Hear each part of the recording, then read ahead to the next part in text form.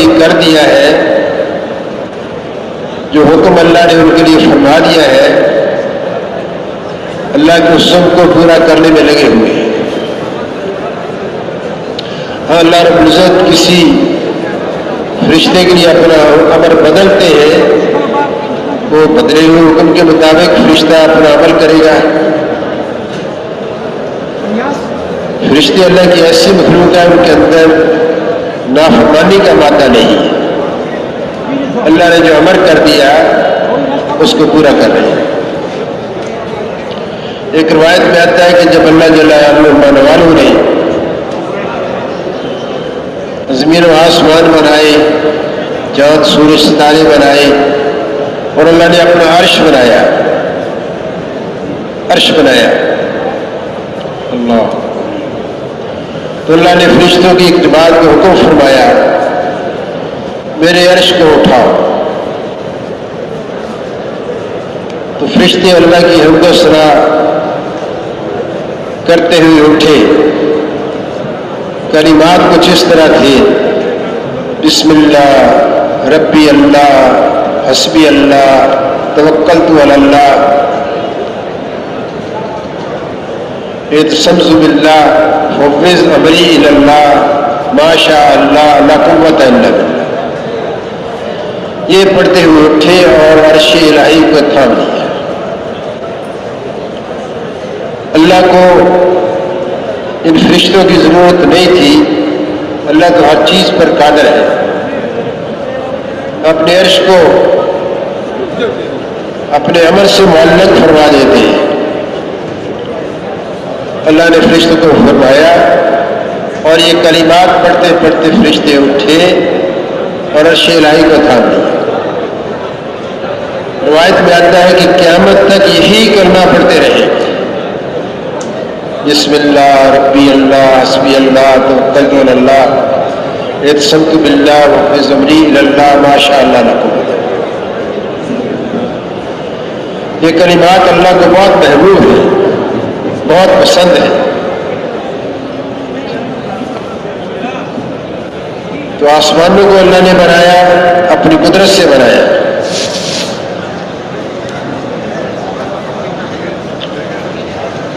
پہلا آسمان دودھیا رنگ کا ہے، بہت موٹائی ہے اس کی، جتنا زمین سے آسمان تک کا فاصلہ ہے اتنی پہلے آسمان کی موٹائی ہے۔ علماء سے سنا کہ 500 سال کی مسافت کا فاصلہ ہے زمین سے لے کر آسمان تک، اتنی ہی موٹائی پہلے آسمان کی۔ اور دوسرا آسمان اللہ پاک نے لوہے کا بنایا،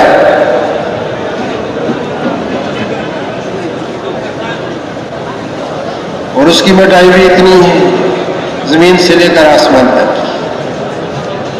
پھر تیسرا آسمان بنایا،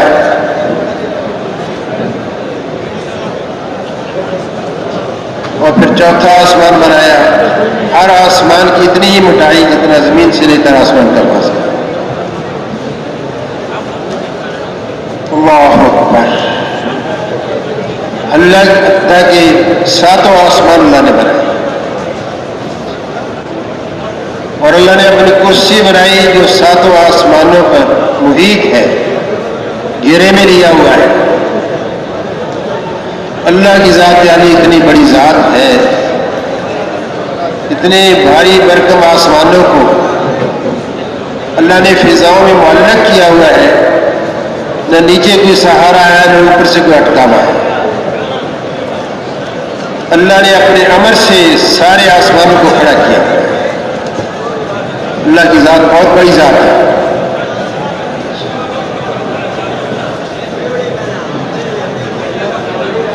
فرشتوں کے علاوہ اللہ پاک نے اور مخلوقات بنائی، پانی سے پیدا ہونے والی بھی مخلوق بنائی، ہوا سے پیدا ہونے والی بھی اللہ نے مخلوق بنائی۔ ان دونوں مخلوقات کا دنیا کے اندر وجود نہیں۔ پھر اللہ پاک نے آگ سے مخلوق بنائی جن کو جنات کہتے ہیں، جنات کو بناتے ہیں۔ یہ اللہ نے مخلوق بنائی اور ساری روئیں زمین پر ساری کائنات میں جنات ہی جنات تھے. پھر اللہ پاک نے چوتھی مخلوق بنائی. اگلی مخلوق انسان کو اللہ نے بنایا. انسان کو اللہ نے مٹی سے بنایا. ہمارے بزرگ تھے ملتان کے بہت بڑے اپنے زمانے کے، وہ فرماتے تھے کہ جب اللہ پاک نے انسان کو بنانا چاہا تو قرآن پاک کے اندر بھی آتا ہے میں ایک مخلوق بنانا چاہتا ہوں. اللہ نے فرمایا، فرشتوں نے کہا کہ ہم آپ کی بندگی اور عبادت کے لیے کافی ہیں. انسان جو مٹی سے بنے گا، جیسے جنات نے آپ کی نافرمانی کی اور مخلوقات نے آپ کی نافرمانی کی، ایسے انسان بھی سرکشی کرے گا. ہم کافی ہیں آپ کی بندگی اور عبادت کے لیے. حق تعالیٰ شاہ نے ارشاد فرمایا کہ تم نہیں جانتے، میں جانتا ہوں. کہ اللہ پاک ہی جانتے ہیں. تو اللہ نے ایک فرشتے کو فرمایا کہ جاؤ مٹی اٹھا کر لاؤ. مٹی اٹھانے کے لیے جب فرشتہ آیا جہاں سے اٹھانے لگتا تو مٹی انکار کرتی کہ ہم اللہ کی نافرمانی کا جز نہیں بننا چاہتے. فرشتہ واپس چلا گیا. دوسرا آیا، اس کے ساتھ بھی ہوا، اور آیا اسی کے ساتھ. آخری جو فرشتہ آیا اس میں میں تو اللہ کے حکم کی پرواہ کروں گا، مخلوق کی پرواہ نہیں کروں گا. مٹی اٹھائی اور لے گیا. اسی فرشتے کو اللہ نے اسرائیل علیہ السلام بنایا. تو آدم علیہ السلام کو اللہ پاک نے مٹی سے بنایا. دوستوں اور بھائیوں، آدم علیہ السلام سے نسل انسانی چلی ہے.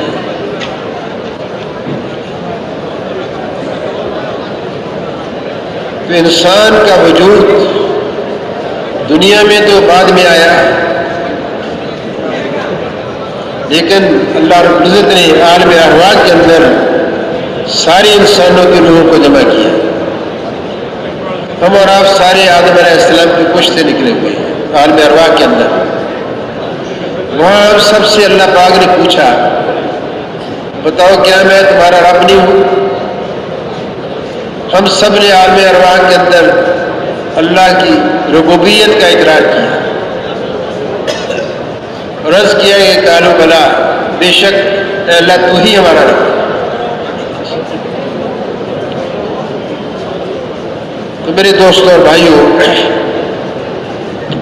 اللہ ہمارے خالق ہیں، ہمارے پیدا کرنے والے ہیں. ساری مخلوقات کے پیدا کرنے والے اللہ ہیں. انسانوں کو، جنات کو، فرشتوں کو،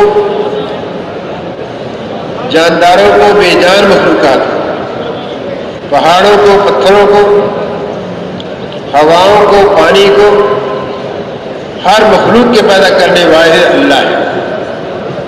اللہ کے علاوہ کوئی ان کا پیدا کرنے والا نہیں.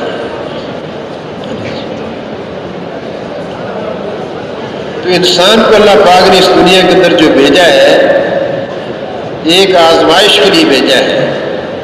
وہ جو اس نے عالم ارواح کے اندر کہا تھا، بے شک تو ہی ہمارا پالنے والا ہے، رب ہے، ہم سب کی ایک آزمائش ہے دنیا کے اندر.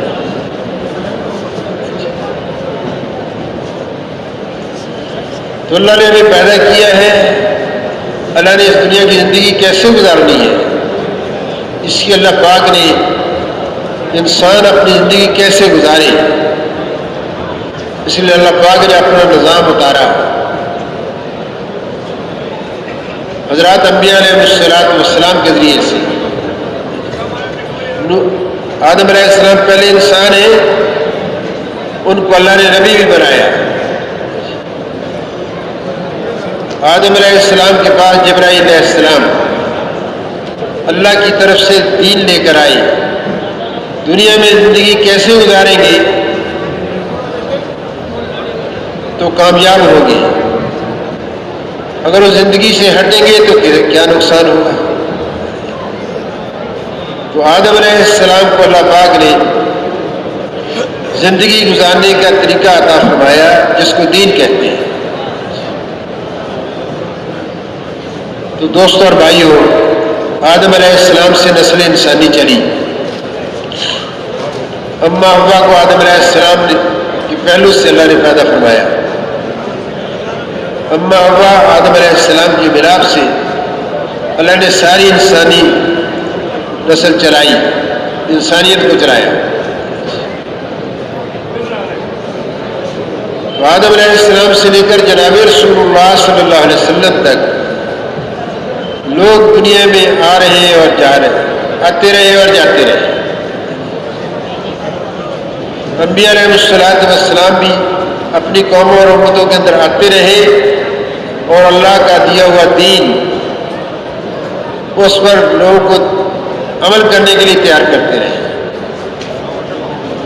دین زندگی گزارنے کے طریقے کا نام ہے۔ دین آسمانی روحانی زندگی گزارنے کا نام ہے۔ جس قوم اور جس نبی کی امت کے لیے اللہ نے جو زندگی گزارنے کا طریقہ برآمد فرمایا، اس نبی کی قوم اور امت اگر اس طریقے پر اپنی زندگی گزار کر گئی تو اللہ نے ان کو کامیاب کیا۔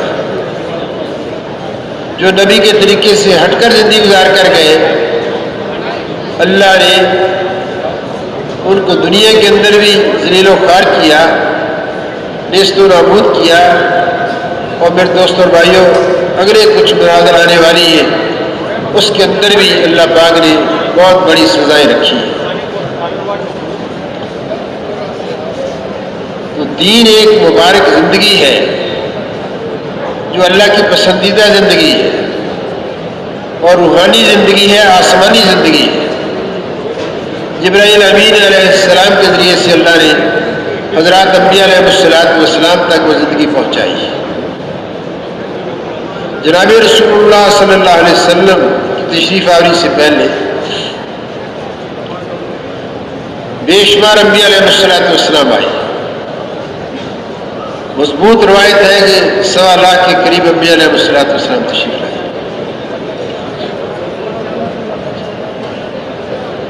اور روایتیں بھی ملتی ہیں۔ مفتی جنرل عابد صاحب رحمۃ اللہ علیہ فرماتے تھے ایک روایت 2 لاکھ انبیاء علیہ السلام کی ملتی ہے۔ اللہ پاک بھی اپنے قرآن پاک کے اندر فرماتے ہیں کوئی قوم ایسی نہیں جس کی طرف میں نے ہدایت دینے والے نہیں بھیجے،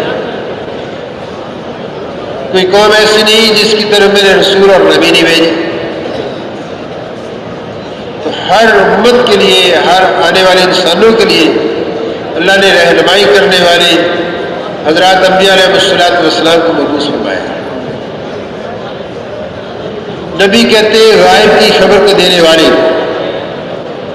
جو اللہ پاک خبریں جبرائیل علیہ السلام کو دیتے تھے کسی نبی کی امت کے لیے، وہ جبرائیل علیہ السلام نبی تک پہنچاتے تھے علیہ السلام، اور نبی اپنی امت تک پہنچاتے تھے۔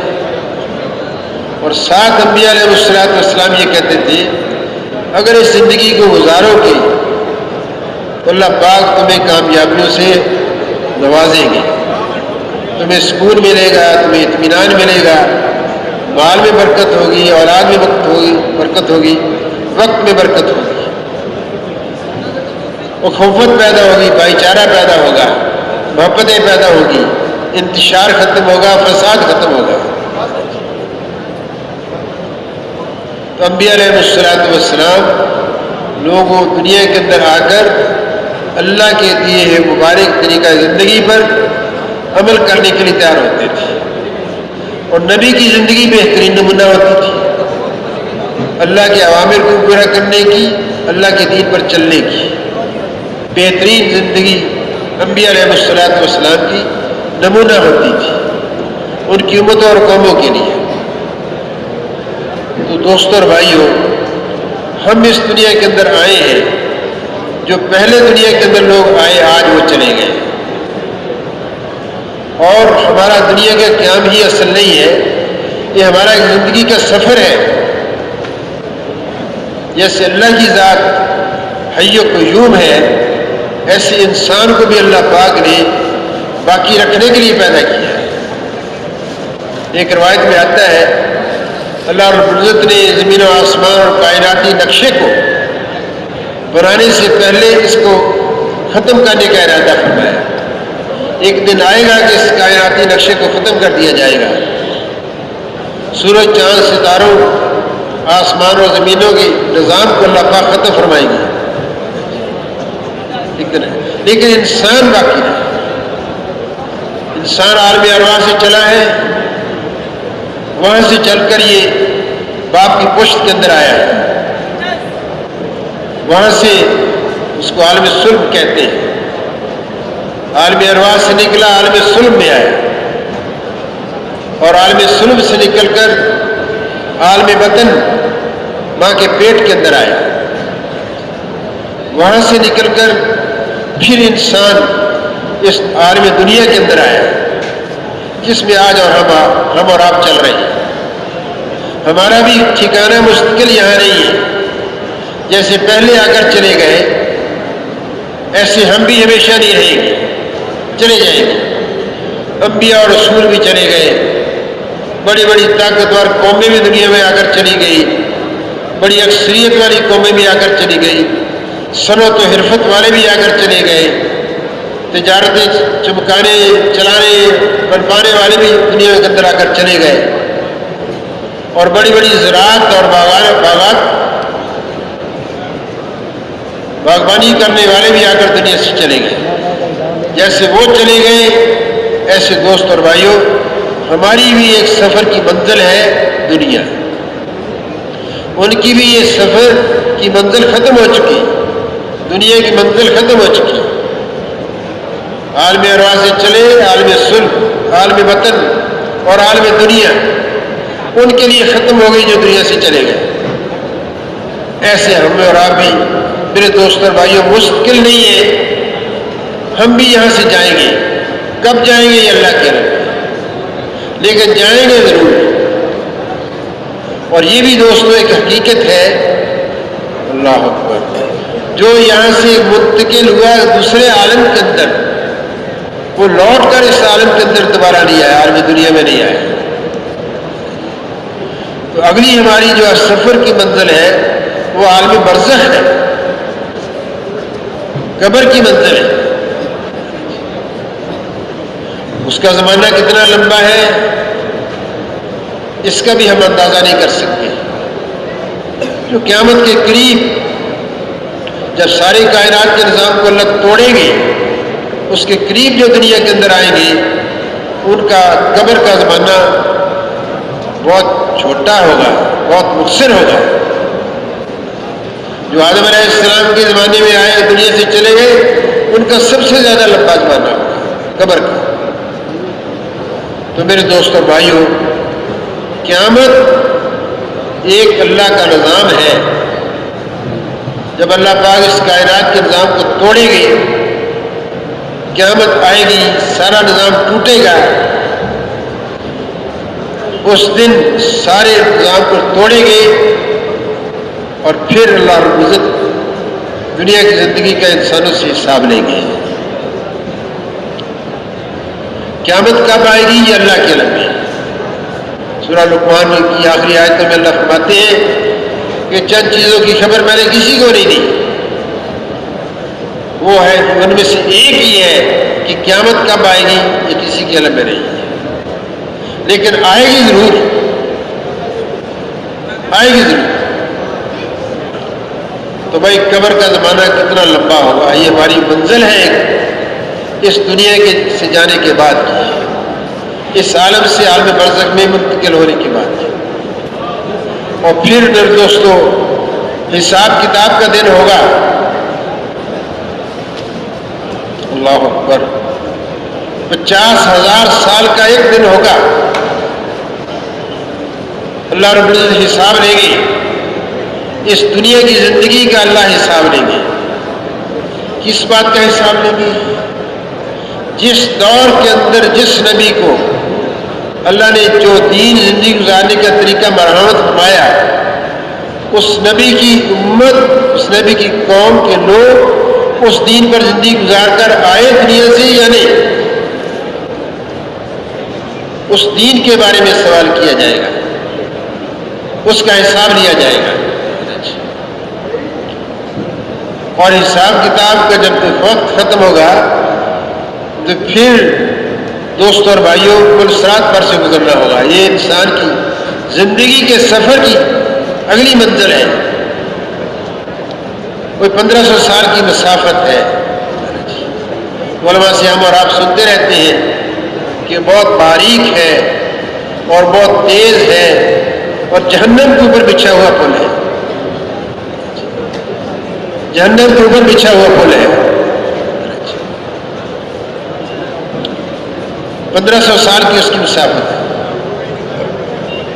اور پھر اس کے بعد ایک ایسی زندگی اللہ پاک شروع فرمائیں گے کہ جس زندگی کی ابتدا ہے انتہا نہیں ہے، وہ زندگی کبھی ختم نہیں ہوگی، جو صفت اللہ کی حی و قیوم ہے، یہی صفت اللہ پاک نے انسانوں کے لیے رکھی ہے۔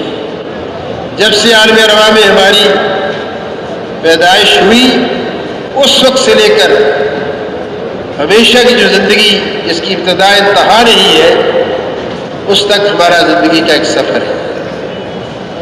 اس لیے مرنے کا لفظ یہ اصل نہیں ہے، اصل ہمارا انتقال ہے ایک عالم سے دوسرے عالم میں۔ عالم وطن سے ہم عالم دنیا میں آ گئے، اب عالم دنیا سے ہم عالم برزخ میں جائیں گے اور پھر عالم حشر میں جائیں گے حساب کتاب۔ تو دوستوں اور بھائیوں، تو دنیا اور آخرت کے اندر انسانوں کو کامیاب اور کامران کرنے کے لیے اللہ نے ایک ہی معیار بنایا، وہ ہے اللہ کا پیارا دین، وہ اللہ کا پیارا دین ہے۔ دین کی جو پہلی بات ہے وہ ہے لا الہ الا اللہ، لا الہ الا اللہ۔ اور دوسرا حصہ اس کلمے کا ہر نبی کے اعتبار سے بدلتا ہے، نبی کے اعتبار سے بدلتا ہے۔ پہلے حصے سے مراد یہ ہے کہ اے اللہ تیری ہی ذات عبادت کے لائق ہے، تیری ہی ذات بندگی کے لائق ہے، تیری ہی وہ ذات ہے جس کو سجدہ کیا جائے، تو نے ہی ہمیں بنایا ہے، تو نے ہی ہمیں زندگی دی ہے، ہم تیری ہی مان کر زندگی گزاریں گے، تیرے غیر کی پرستش نہیں کریں گے، تیری غیر کی پوجا نہیں کریں گے۔ لا الہ الا اللہ، یہ سارے انبیاء علیہ السلام کا مشترک جملہ ہے، لا الہ الا اللہ۔ اگلا جو حصہ ہے ہر نبی کا بدلتا ہے۔ لا الہ الا اللہ کے اندر اللہ کے اوامر ہیں، اللہ کے احکامات ہیں، کچھ کرنے کے ہیں کچھ نہ کرنے کے۔ جو کرنے کے اوامر ہیں ان کو کیسے پورا کرنا ہے، اس کی عملی شکل نبی علیہ السلام کی زندگی سے ملتی ہے۔ ہر نبی کے دور کے اندر اللہ کے حکم کو کیسے پورا کرنا ہے، تابع داری کیسے کرنی ہے، عبدیت پہ کیسے رہنا ہے، یہ نبی کی زندگی بتاتی ہے۔ تو اگلا جو حصہ ہے ہر نبی کا وہ بدلتا ہے اس دین کے اعتبار سے، لا الہ الا اللہ۔ جیسے کل بھی ماشاءاللہ عصر کے بعد اجمالاً اس کی بات آئی، لا الہ الا اللہ، یہ تو ہے کلمہ توحید، یہ تو ہے کلمہ وحدت، یہ تو ہے کلمہ ربوبیت، اور یہ ہے کلمہ معرفت، یہ ہے کلمہ اللہ کی پہچان کا، اللہ کی وہ ذات ہے جو ہر چیز پر قدرت رکھتی ہے۔ زندہ میں سے مردہ کو نکال دے، اللہ قادر ہے۔ مردہ میں سے زندہ کو نکال دے اللہ کا، موسموں کا بدلنا اللہ کے حکم سے، چاند کا گھٹنا بڑھنا اللہ کے امر سے، سورج کا نکلنا غروب ہونا اللہ کے امر سے، ہواؤں کا چلنا موسموں کا بدلنا اللہ کے امر سے، گندے قطرے سے جاندار بنا دے، بے جان چیز سے جاندار کو پیدا کر دے، مٹی سے فصلوں کو اگا دے، مٹی سے جنسوں کو پیدا کر دے، اللہ پاک ساری مخلوق کے اندر اللہ کا حکم چلتا ہے۔ اللہ اس پہلا جو کلمہ ہے لا الہ الا اللہ ہر نبی کا مشترک ہے، اور یہی ایمان کا کلمہ ہے، یہی ایمان کا کلمہ ہے۔ اگلا حصہ نبی کی رسالت ہے کہ اللہ کے امر کو کیسے پورا کرنا ہے۔ جیسے مثال کے طور پر عرض کرتا ہوں، ہمارے اوپر بھی ماشاءاللہ اللہ نے رمضان مبارک کو فرض فرمایا ہے۔ ہر مسلمان ایک مہینے کے رمضان کے روزے رکھے گا، سحری سے لے کر سحری ختم ہونے سے لے کر آفتاب کے غروب ہونے تک، دن کو نہ کھائے گا نہ پیے گا، روزہ رکھے گا۔ سال میں ایک مہینے کے روزے فرض فرمائے، اور ایک نبی علیہ السلام ایسے آئے جن کی امت کے اندر اللہ پاک خود بھی فرماتے ہیں تمہارے اوپر روزے فرض فرمائے جیسے میں نے پہلی امتوں میں فرض فرمائے تھے۔ اس نبی کی امت کے اندر روزوں کی کیا شکل تھی؟ ایک دن روزہ ایک دن افطار، ایمان والوں کے لیے، کلمے کا اقرار کر لا الہ الا اللہ کا اقرار کرنے والوں کے لیے ایک دن روزہ ایک دن افطار۔ ایمان قبول کرنے کے بعد ہر امتی ایک دن روزہ ایک دن افطار۔ ہمارے اور آپ کے لیے کیا ہے کہ بھئی سال میں ایک مہینے کے روزے فرض، باقی سارے نفل ہیں۔ ایسے ہی اللہ رب العزت نے احکامات عطا فرمائے۔ تو دوستو دنیا کے اندر جو بھی انسان آیا، جس نبی کی امت کے اندر بھی آیا، جس نے لا الہ الا اللہ کا اقرار کیا اور نبی کی رسالت کا اقرار کیا، ایک نہ ایک دن جنت میں ضرور جائے گا۔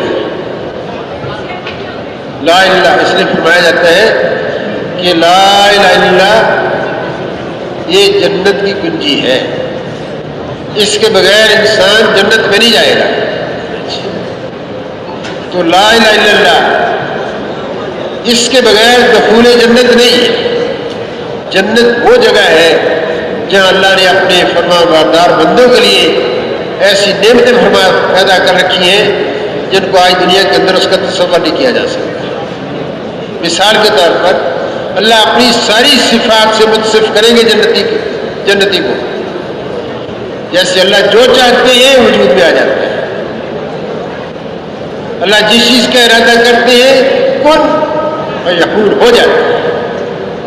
ایسی انسان جب جنت کے اندر جائے گا تو اللہ پاک اس کو اپنی وہ صفت عطا فرمائیں گے جو اس کے جی میں آئے گا، اللہ اس کو پورا کرے گا۔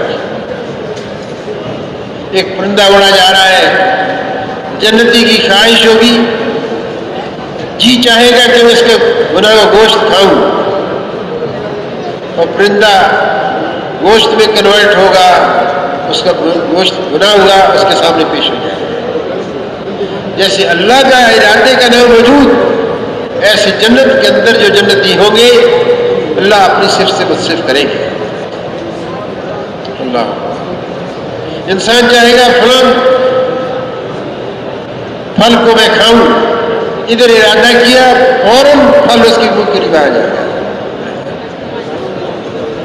تو دوست اور بھائیوں، لا الہ الا اللہ کا اقرار کرنے والا ہی جنت میں جائے گا۔ اس کے علاوہ جس نے دنیا کے اندر کسی نبی کی امت کے اندر آ کر لا الہ الا اللہ کا اقرار نہیں کیا وہ جنت میں نہیں جا سکتا۔ اس لیے قیامت کے دن حساب کتاب جو ہوگا وہ ایمان والوں کا ہوگا۔ ایمان والوں کا ہوگا، جنہوں نے دنیا کے اندر کسی نبی کی امت کے اندر آ کر لا الہ الا اللہ کا اقرار نہیں کیا ہوگا، ان کا کوئی حساب نہیں ہوگا، ان کو سیدھے اللہ رب العزت، اللہ اکبر، ان کو دھکیل کر میرے دوست اور بھائیوں فرشتے ان کو جہنم میں ڈال دیں گے، جو اللہ نے اپنے نافرمانوں کے لیے سزا کی جگہ بنائی ہے۔ جہنم اللہ کا عذاب کرنا ہے، جہاں اپنے اللہ پاک نافرمان بندوں کو، اللہ ہم سب کی حفاظت کرے، اپنے نافرمان بندوں کو سزا دیں گے، اور جنت اللہ کا نعمت خانہ ہے، جو اللہ پاک اپنے فرما برداروں کو، دین پر زندگی گزار کر جانے والوں کو اللہ اپنی نعمتیں عطا فرمائے گی۔ تو میرے دوست اور بھائیوں، ہم اور آپ ایک سفر میں چل رہے ہیں۔ پہلی 3 منزلیں ہماری گزر گئی، عالم ارواح، عالم صلب، عالم بطن۔ اس وقت ہم اور آپ عالم دنیا میں چل رہے ہیں۔ اگر عالم ہمارے سامنے عالم برزخ ہے، قبر کا عالم ہے، جیسے ابھی ہم نے ایک بھائی کا جنازہ پڑھا، دنیا سے منقطع ہو گیا، دنیا سے بالکل نظام اس کا غائب ہو گیا، اب ایک نیا نظام ہے۔ تو میرے دوست، دنیا کی زندگی اللہ نے مختصر بنائی ہے۔ نبی علیہ السلام کے ارشاد کا مفہوم ہے کہ میری امت کی اوسط عمر 60-70 برس ہے۔ میرے بھائیوں، میں اس بات کا اس لیے تذکرہ کر رہا ہوں کہ ہم کہیں بھول میں چل رہے ہیں۔ ہم نے موت سے پہلے، قبر میں جانے سے پہلے کی زندگی کو اصل سمجھا ہوا ہے، حالانکہ ہمارے سامنے اگلی مناظر آنے والی ہے، اور ہمارا مشاہدہ بڑا پکا ہے کہ جو آ رہا ہے دنیا سے جا رہا ہے، اور جو جا رہا ہے واپس نہیں آتا۔ ایسے جیسے پہلے چلے گئے، ہم بھی جائیں گے، واپس نہیں آئیں گے۔ تو میں نے یہ شروع میں عرض کیا تھا، ہم دنیا میں کیوں آئے، دنیا سے کیا لے کر جانا ہے۔ تو میرے دوست اور بھائیوں، اگر تو ہم اور آپ دین پر عمل کر کے جائیں گے، پھر تو دوست اور بھائیوں، مرنے کی اگلی منزلیں ہماری اللہ پاک کامیابی والی کریں گے۔ اللہ اپنے کرم سے، اپنے فضل سے ہمارے ساتھ عافیت والا معاملہ کرے۔ اگر دین پر نہیں چل کر جائیں گے تو میرے دوست اور بھائیوں، پھر تو دنیا میں مصیبت، مرنے کے بعد بھی مصیبت۔ تو اللہ جل جلالہ منوالوں نے ہمارے اوپر احسان فرمایا، ہمیں اللہ پاک نے اپنی زندگی کا طریقہ اسلام کی شکل میں، دین کی شکل میں عطا فرمایا۔ پہلے انبیاء علیہ السلام کی قوموں کے ساتھ کیا ہوا؟ جو دین پر چلے کامیاب ہوئے، جو دین پر نہیں چلے ناکام ہوئے۔ جو دین پر چلے وہ کامیاب ہوئے، وہ بچ گئے، اور جو دین پر نہیں چلے ہلاک ہوئے، برباد ہوئے۔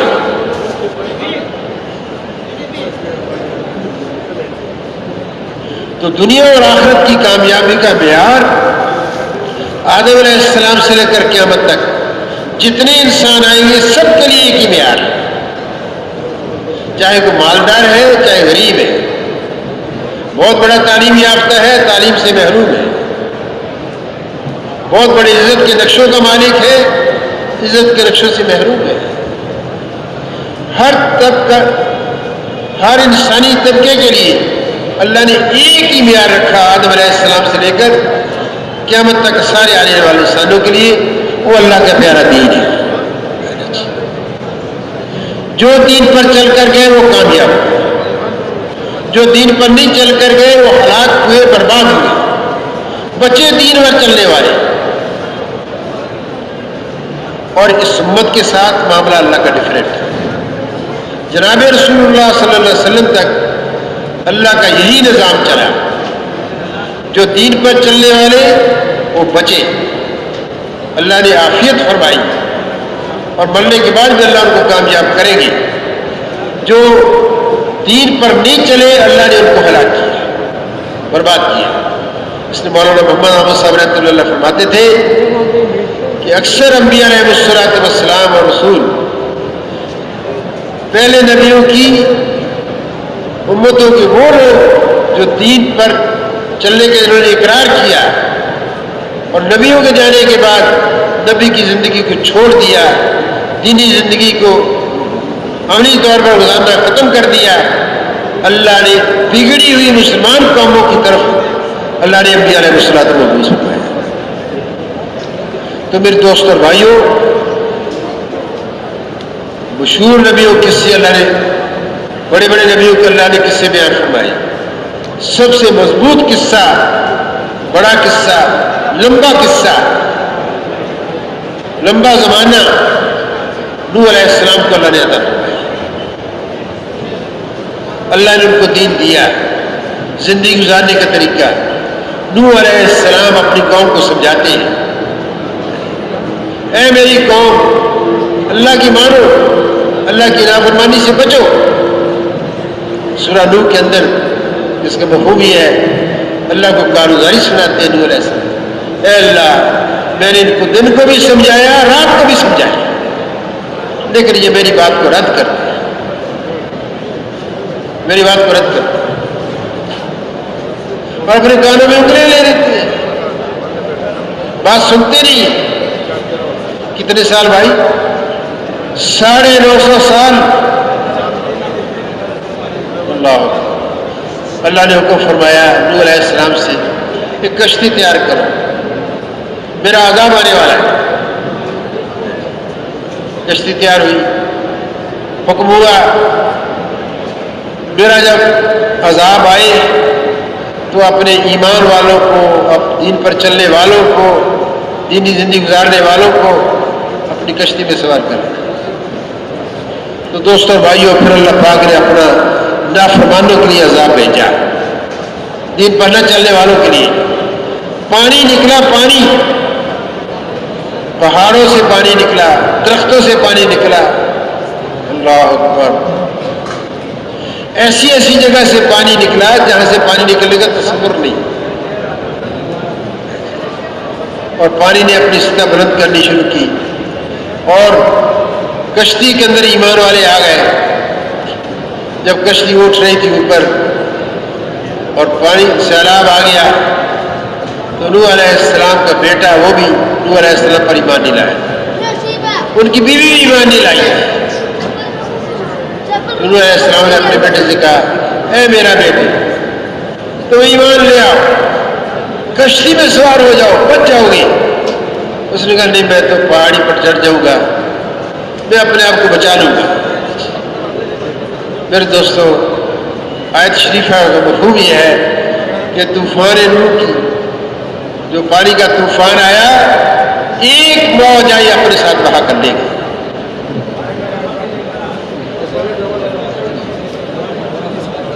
فرض کرتے ہیں اللہ ذرا تو وعدہ ہے نبی کی اولاد کو ضائع نہیں کرے گا۔ اللہ نے فرمایا کہ نہیں، جنسی طور پر نوح علیہ السلام کا بیٹا تھا، لیکن اللہ فرماتے اس کا مفہوم یہ ہے، اس لیے تیرے میں سے نہیں ہے کہ اس کا عمل صحیح نہیں، اس کا عمل دین کے مطابق۔ 950 سال محنت کی، مت کو تیار کیا دین پر چلنے کے لیے۔ کتنے لوگ ایمان لائے؟ 80 یا کچھ زیادہ۔ دوستوں بھائیوں، ہر نبی کی قوم کے ساتھ اللہ نے یہ معاملہ کیا۔ جو دین پر چلنے والے ہوتے تھے وہ بچتے تھے، کسی کو ہوا کے ذریعے سے اللہ نے ہلاک کر دیا۔ قوم عاد جو بہت طاقتور تھی، ان کے اندر ہود علیہ السلام تشریف لائے، انہوں نے سمجھایا، کئی سال سمجھاتے رہے، لیکن دوستوں پھر اللہ پاک نے ان کے خلاف کوئی فوج کشی نہیں کی، اسلحہ اختیار نہیں کیا، استعمال نہیں کیا۔ اللہ نے اپنی مخلوق ہوا کو حکم فرمایا، ہوا نکلی ہے، 7 راتیں اور 8 دن چلی، تیز چلی۔ علماء فرماتے ہیں جو ایمان والے ہوتے تھے ان کو ہوا کچھ بھی نہیں کہتی تھی، اور جو دین کا انکار کرنے والے تھے، ہود علیہ السلام کی بات کا انکار کرنے والے ہوتے تھے، ان کو ہوا پٹک پٹ کر پھیلی تھی۔ آپس میں ٹکرائے، پہاڑوں کے ساتھ، درختوں کے ساتھ، سب کو ہلاک کر دیا۔ تو نبی علیہ السلام بھائی کسی کو تو لوط علیہ السلام کی قوم کے اوپر ایک ہی قسم کا عذاب آیا، نافرمانوں کو پتھروں کی بارش ہوئی، زلزلہ بھی آیا، فرشتے نے چیخ بھی ماری، اور پھر وہ نافرمان ساری بستیوں کو اٹھایا فرشتے نے اپنے ایک پار کے کنارے پر آسمان کی طرف لے گیا اور پھینکا نیچے، گہرا سمندر بن گیا۔ آج وہ سمندر اسرائیل اور لبنان اس کے اردن کے درمیان واقع ہے۔ اللہ پاک ایسے قرآن پاک کے اندر واقعات بیان فرما کے ایک ارشاد فرماتے ہیں، اے عقل والوں، اے سمجھدار لوگوں، سبق سیکھو، فَاعْتَبِرُوا يَا أُولَى الْأَلْبَابِ فَاعْتَبِرُوا يَا أُولَى الْأَبْصَارِ۔ یہ قرآن پاک کے اندر جو اللہ نے قصے انبیاء علیہ السلام کے بیان فرمائے ہیں، یہ ہماری عبرت کے لیے ہے۔ تو دوستو بھائیو، اللہ پاک کا ایک نظام ہے، اللہ نے یہ نبیوں کا سلسلہ حضور صلی اللہ علیہ وسلم تک چلایا۔ نبیوں کے ذمے خود دین پر عمل کرنا، اپنی امتوں کو، قوموں کو دین پر چلنے کے لیے تیار کرنا ہوتا ہے، لیکن امتوں کے ذمے صرف دین پر عمل کرنا ہوتا ہے۔ امتیوں کی ذمہ داری نہیں ہوتی تھی کہ لوگوں کو دین پر چلنے کے لیے تیار کریں، لیکن بھائی الخلق عیال اللہ، ساری مخلوق اللہ کا کنبہ ہے۔ جو اللہ کی مخلوق کے ساتھ ہمدردی کرتا ہے، محبت کرتا ہے، خیر خواہی کرتا ہے، اللہ کو وہ چیز بہت پسند ہے۔ پہلے نبیوں کی امتوں کے ذمہ صرف عمل کرنا ہوتا تھا۔ اگر پہلے نبیوں کی امت میں سے کسی امتی نے انسانوں کے ساتھ خیر خواہی کی، یا کسی اور مخلوق نے اپنی مخلوق کے ساتھ خیر خواہی کی، اللہ کو اپنی مخلوق کے ساتھ خیر خواہی، ان کی منفعت کا سوچنا، ان کے نفع کا سوچنا، ان کے فائدے کا سوچنا اتنا محبوب ہے، تو دوستو بھائیو، اللہ نے اپنی پاک کلام، پاک قرآن، اپنے پاک کلام قرآن پاک کے اندر اس کا تذکرہ کیا۔ سورہ یاسین، اللہ ہم سب کو توفیق عطا فرمائے، ہمارے ساتھی اکثر پڑھتے ہیں، اس میں حبیب نجار کا واقعہ آتا ہے۔ ایک بستی کے اندر، انطاکیہ بستی ہے، شام سے پہلے جو ترکی کا بارڈر ہے، ترکی کے حصے کے اندر انطاکیہ ایک شہر ہے، اس میں ایک نبی آئے، پھر دوسرا آیا، تیسرا آیا، بستی والے ان کا تبصرہ اڑاتے تھے۔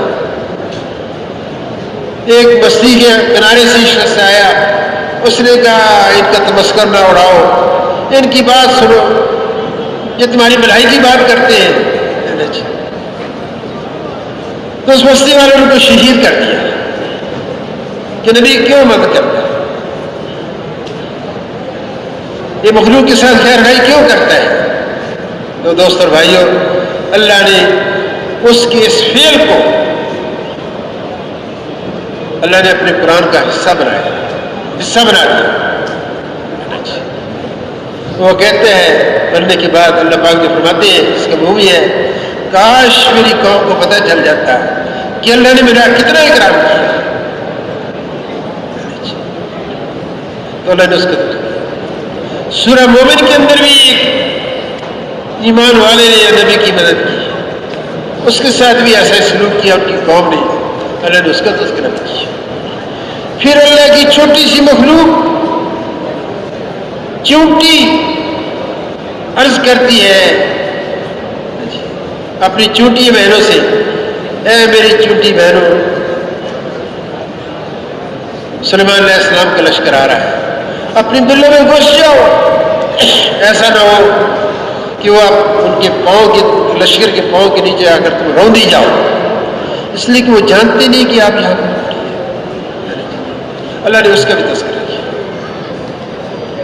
سلیمان علیہ السلام کے زمانے میں ہدہد اس کے ذمہ ہوتا تھا، جہاں قافلہ جاتا تھا ایک پرواز لگاتا تھا، تو جہاں پانی دستیاب ہوتا تھا کم گہرا، وہاں جا کر چونچ رکھ دیتا تھا، اس کے ذمہ یہ کام تھا۔ لشکر صلی اللہ علیہ وسلم کا جا رہا تھا، صلی اللہ علیہ وسلم نے پوچھا ہدہد کہاں ہے؟ تھا نہیں۔ میں تو اس کو عذاب دوں گا، اس کو ذبح کروں گا۔ جب ہدہد آیا تو ہدہد نے کہا صلی اللہ علیہ السلام سے، اللہ نے کو ایک قدرت عطا فرمائی تھی، پرندوں کی بولی بھی جانتے تھے، ہوائیں بھی ان کی دسترس میں تھی، جنات بھی جانتے تھے۔ تو اس نے کہا اے سلیمان علیہ السلام، میں ایک ایسی جگہ سے آیا ہوں کہ جہاں لوگ اللہ اکبر اللہ کی بندگی کے علاوہ کسی اور کی پرستش کرتے ہیں۔ تو سلیمان علیہ السلام سے اس نے آ کر عرض کیا، اللہ نے اس کا بھی تذکرہ کیا، فکر مند تھا ہدہد یہ کیوں اللہ کی نافرمانی کرتے، کسی اور کی پابندی کیوں کرتے، عبادت کیوں کرتے ہیں۔ تو دوستو بھائیوں، نبیوں کے ذمہ ہوتا تھا کہ لوگ دین پر چلنا اور لوگوں کو دین پر چلنے کے لیے تیار کرنا۔ جس زندگی کے اندر اللہ نے کامیابی رکھی ہے اس زندگی گزارنے کے لیے نبیوں کی ذمہ داری ہوتی تھی اپنی قوم اور امتوں کو تیار کرنا۔ لیکن امتیوں کے ذمہ صرف عبادت کرنا ہوتا تھا، لیکن حضور صلی اللہ علیہ وسلم پر اللہ پاک نے فیصلہ فرمایا کہ اب قیامت تک کوئی نیا نبی نہیں آئے گا، قیامت تک کوئی نیا نبی نہیں آئے گا، اور جو دین اسلام محمد صلی اللہ علیہ وسلم کو اللہ نے عطا فرمایا، اللہ نے فرمایا کہ یہ دین میں نے مکمل کر دیا، نیا کوئی نبی نہیں آئے گا، نیا دین بھی کوئی نہیں آئے گا، یہ اللہ نے فیصلہ فرمایا۔ تو گویا دوستو ہم اور آپ جتنے آج مسلمان ہیں، اللہ اکبر، یہ دین قیامت تک آنے والے انسانوں کے لیے، ساری دنیا کے اندر پھیلے ہوئے انسانوں کے لیے یہ دین ہمارے پاس امانت ہے اور نعمت بھی ہے، غیر مسلموں کی امانت بھی ہے ہمارے پاس۔ تو دوستوں اور بھائیوں، اللہ نے ایک تو یہ فیصلہ کروایا، نیا نبی کوئی نہیں آئے گا اور نیا دین بھی کوئی نہیں، دین اسلام مکمل ہو گیا، اور نبی علیہ السلام بھی آخری نبی ہے۔ دوستوں پہلے انبیاء علیہ السلام کی قومیں جب نبی دنیا سے چلا جاتا تھا ان کے ایمان اور عمل کے اندر ضعف آتا تھا، اللہ کا تعلق بھی کمزور پڑ جاتا تھا، اللہ کی اطاعت بھی پوری طرح سے نہیں ہوتی تھی، نبی کے طریقہ زندگی سے بھی ہٹ جاتے تھے، اللہ اور نبی بھیج دیتے تھے۔ وہ نبی محنت کرتے تھے تو پھر ان کے جانے کے بعد جو دین ہوتا تھا اس کے اندر بھی ضعف آتا تھا۔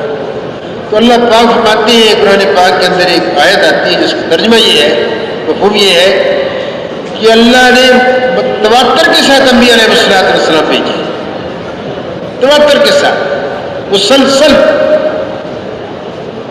کوئی قوم نہیں چھوڑی، کوئی علاقہ نہیں چھوڑا، ہر ایک کے لیے اللہ نے ہدایت دینے والے، رہنمائی کرنے والے انبیاء اور رسول اللہ پاک مبعوث فرمائے۔ تو دوستوں بھائیوں، نبیوں والا جو کام تھا وہ اللہ نے اس امت کی منتقل کیا ہے۔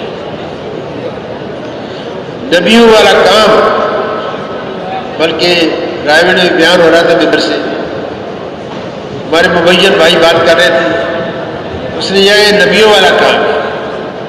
محترم عائشہ رحمۃ اللہ علیہ، اللہ ان کی درجات بلند فرمائی، اس مبین کو بلایا، اس کو شاباش دی، بہت اس کو سراہا، بہت اچھی بات فرمائی، فرمایا یہ تم نے کہا ہے کہ نبیوں والا کام ہے، یہ آپ نے امت کی شان کو گھٹایا ہے، یہ سرداروں الانبیاء والا کام ہے۔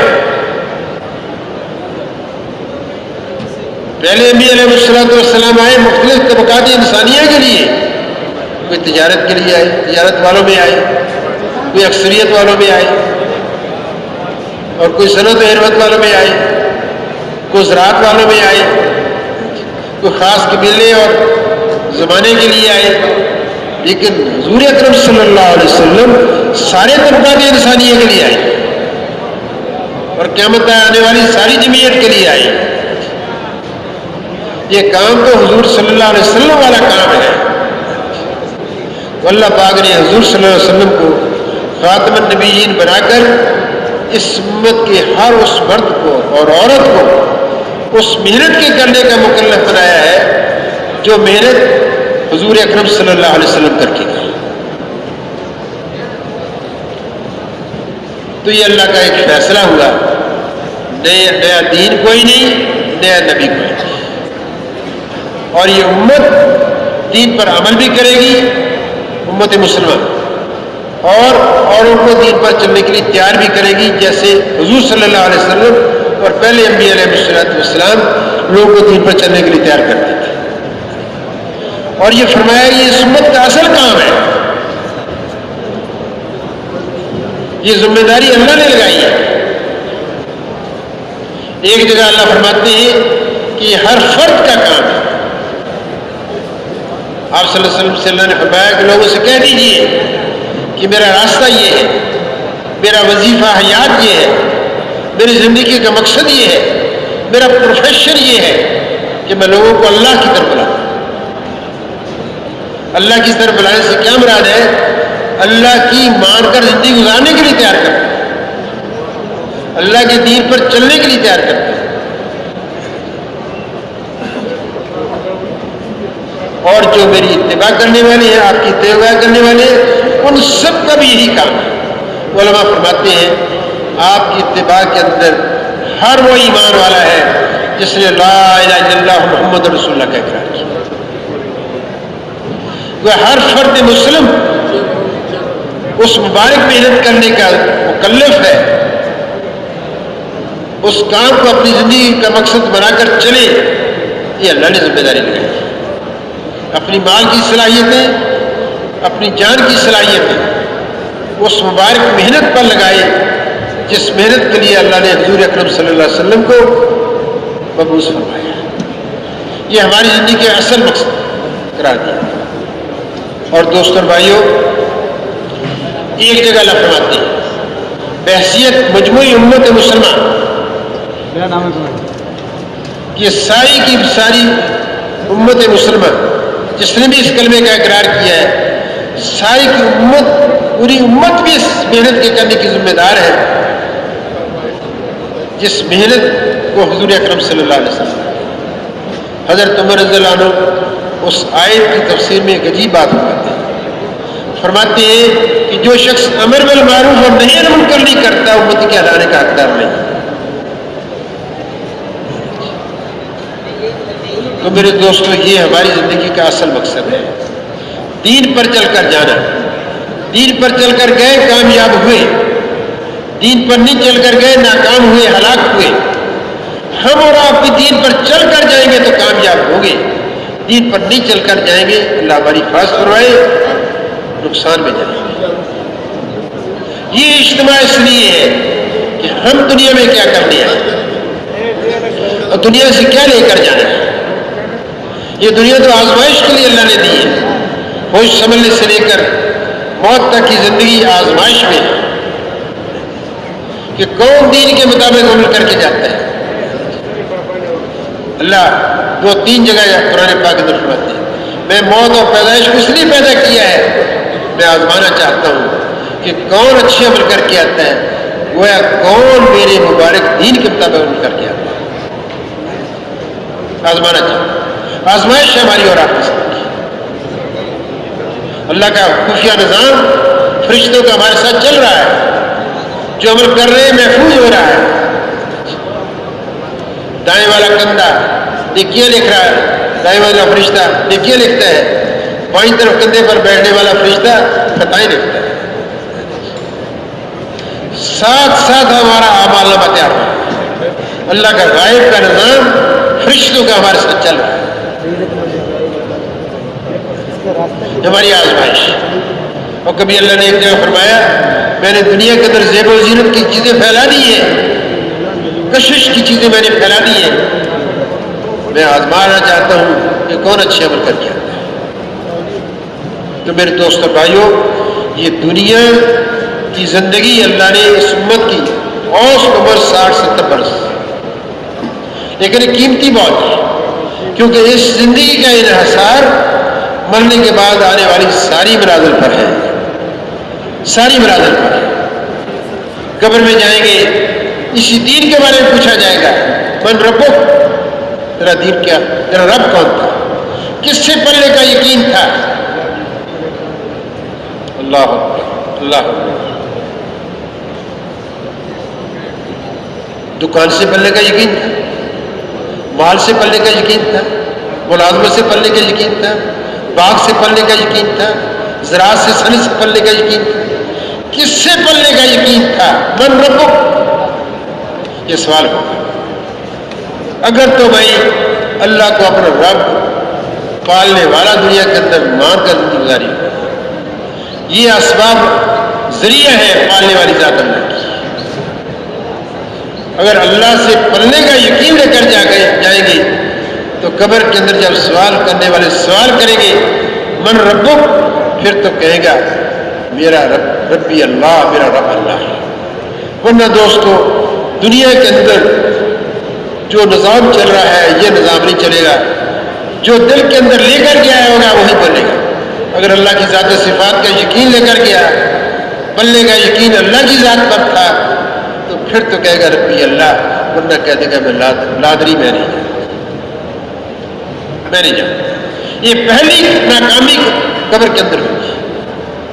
پھر پوچھا جائے گا کس دین پر زندگی گزار کر آئے، ما دینک، تیرا دین کیا تھا؟ دین کیا، زندگی گزارنے کا کیا طریقہ تھا؟ جو نبی علیہ السلام دین لے کر آئے، اس امت کے اعتبار سے عرض کروں، جو نبی علیہ السلام دین لے کر آئے کیا اس پر زندگی گزار کر آئے؟ یہ سوال کیا جائے۔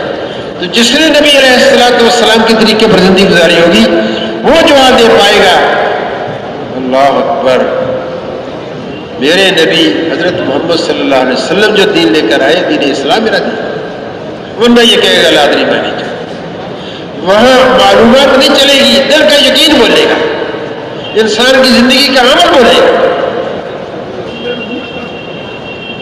دنیا میں جو سکہ چلتا ہے، آدمی گھر بیٹھا ہے، آرام کا تقاضا ہے، باہر کسی نے دستک دی، کون بے وقت آ گیا، پریشان کر رہا ہے، اور باہر نکل کر بھائی بہت اچھا ہو گیا آپ آ گئے، دل میں کچھ سوال پر کچھ۔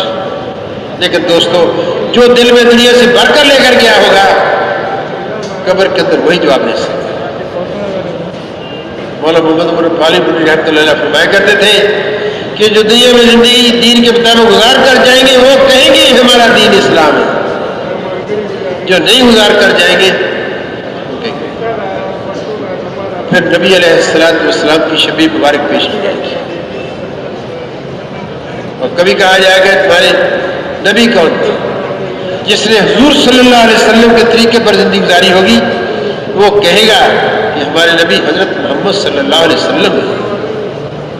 جس نے نبی علیہ السلام کے طریقے کو اپنی زندگی گزارنے کا نسب العین نہیں بنایا ہوگا وہ کہہ دے گا لادری۔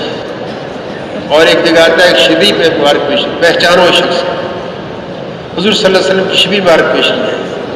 تو جس نے دنیا میں آپ صلی اللہ علیہ وسلم والی زندگی گزاری ہوگی، کھانے کا نظام، پینے کا نظام، گھر داخل ہونے کا، باہر نکلنے کا، ازدواجی زندگی، تجارت، ملازمت، سفر، حضر، ہر عمل حضور صلی اللہ علیہ وسلم کے طریقے پر کیا ہوگا وہ کہے گا یہ حضرت محمد صلی اللہ علیہ وسلم ہے نبی ہے۔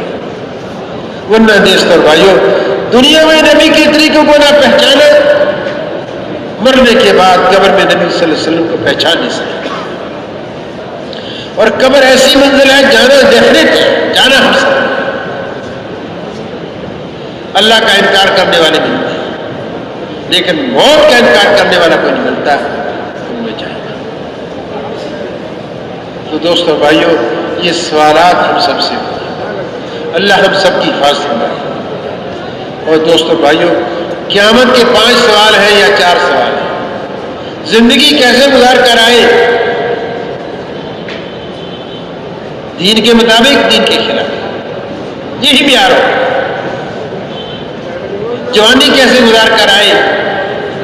جوانی کی صلاحیتیں دین کے مطابق، دین کے خلاف۔ مال کیسے کمایا؟ دین کے، اللہ کے احکامات کی رعایت کرتے ہوئے، نبی علیہ الصلوۃ والسلام کے طریقے کی رعایت کرتے ہوئے، ان کے طریقے پر مال کیسے کمانا ہے، اور پھر مال کو خرچ کیسے کیا؟ کیا اللہ نے خرچ کرنے کا حکم فرمایا جس ترتیب پر نبی علیہ الصلوۃ والسلام نے خرچ کیا؟ مال کے بارے میں یہ 2 سوال ہوں گے، خرچ کا الگ اور آمد کا الگ خرچ کا سوال۔ پھر یہ پوچھا جائے گا اپنے دین پر کیا عمل کر کے آئے، یہ پوچھا جائے گا۔ روایت میں آتا ہے کوئی شخص اپنی جگہ سے ہل نہیں سکے گا جب تک ان سے یہ 4-5 سوال کرنا نہیں چاہیے۔ سوال کس کی طرف سے ہوں گے؟ قیامت کے دن اللہ کے سامنے جواب دینا۔ وہ اللہ جس نے بے شمار نعمتوں سے نوازا، دیکھنے کی نعمت دی، سوچنے کی نعمت دی، سننے کی نعمت دی، ہاتھوں سے پکڑنے کی نعمت دی، پاؤں چلنے کی نعمت دی، بے شمار نعمت جس ذات نے نوازا ہے، وہ ذات ہم سے سوال کرے گی۔ ہاں، وہ لوگ مستثنیٰ ہوں گے جن کو اللہ پاک اس قیامت کے دن اپنے عرش کا سایہ نصیب فرما دے۔ اس میں 7 قسم کے لوگ ہوں گے کہ جن کو قیامت کے دن اللہ اپنے عرش کا سایہ نصیب فرمائے۔ جس کو اللہ کے عرش کا سایہ نصیب ہو گیا، اللہ اس کا کوئی حساب نہیں ہوگا۔ اس میں ایک ہوگا عادل بادشاہ، جس نے بادشاہت کی عدل کے ساتھ، انصاف کے ساتھ اللہ کے عرش کے ساتھ۔ اور وہ نوجوان جس نے زندگی کے اندر اللہ کی عبادت ایسے کی ہو کہ اللہ کا کوئی حکم ٹوٹا نہ ہو، نبی علیہ الصلوۃ والسلام کے طریقے پر زندگی گزاری ہو، وہ نوجوان بھی اللہ کے عرش کے سائے۔ اور ایک جگہ آتا ہے جس کو حسین و جمیل دوشیزہ اور حرام کاری کے لیے اپنی طرف متوجہ کرے، وہ یہ نوجوان کہہ دے مجھے اللہ کا ڈر مانے، اس کو اللہ پاک اپنے عرش کا نصیب سے۔ بھائی بادشاہ تو ایک ہی ہوگا پوری سلطنت کے اندر، لیکن ہر نوجوان، ہر شخص اللہ کی بندگی اور عبادت کر کے قیامت کے دن اللہ کا عرش کا سایہ حاصل کر سکتا ہے۔ وہ سب کوشش کریں گے اس کی، ہر انسان اس کو کر سکتا ہے۔ اور میرے دوستو، اپنے علم پر کیا عمل کر کے، اس کا سوال جو علم تھا اس پر کیا عمل کر کے۔ ابو درداء رضی اللہ عنہ فرماتے ہیں، جلیل القدر صحابی ہے، قیامت کے دن سب سے بڑا خوف مجھے اس بات کا ہے کہ اللہ پاک مجھ سے جب پوچھیں گے اے ابو درداء اپنے علم پر کیا عمل کر کے، تو میں کیا جواب دوں؟ یہ ان احباب میں سے، ان حضرات میں سے ہے جن سے اللہ دنیا کے اندر ہی راضی ہو گئے۔ تو بھائی ہم کس بات کی مولی ہے؟ ہمارے تو پلے ہی کچھ نہیں۔ وہ اتنی اپنی آخرت کے بارے میں فکر مند تھے تو ہمیں کتنا ہونا چاہیے؟ تو دوست اور بھائیوں، قیامت کے دن یہ سوال ہے۔ میں یہ عرض کر رہا تھا قیامت کے دن حساب جو ہوگا وہ ایمان والوں کا ہوگا جو کسی نبی کی امت کے اندر آئے۔ قبر میں یہ سوالات ہوں گے ہر آدمی سے، ہر ایمان والے سے، اور حشر میں یہ 5 سوال۔